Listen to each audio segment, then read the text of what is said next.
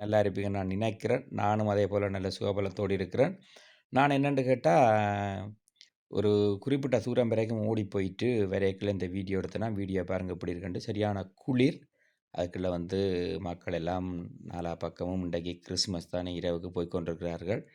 இந்த வீடியோ எடுக்க நேரம் ஒரு 7 மணிய தாண்டிட்டுது. நல்ல மாரி போய் நல்ல மாரி எடுத்துட்டு, எல்லாம் முடிச்சுக்கொண்டு நல்லபடியா என்னோட இடத்துக்கு திரும்பி வந்துட்டேன். இப்படி உங்களுக்கு அடிக்கடி வன்னி மலத்துளிய யூடியூப்ல நிறைய வீடியோக்கள் வரும். நீங்கள் பார்த்து மகிழ்ச்சியாக, சந்தோஷமாக பார்க்கலாம்.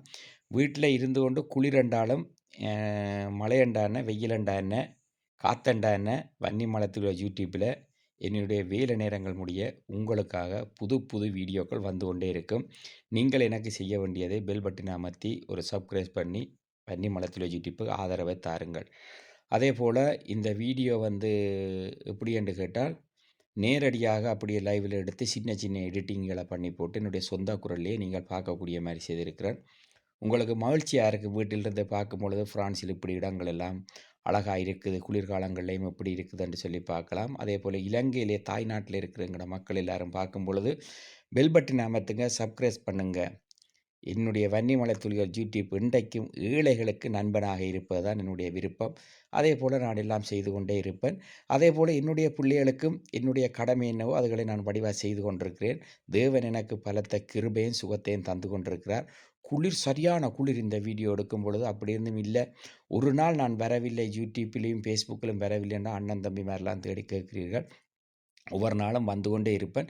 என்னுடைய வேலை நேரங்கள் போக விட்டுத்தான் நான் ஒவ்வொரு இடத்துக்கும் பிளான் பண்ணி வந்து போக முடியும்.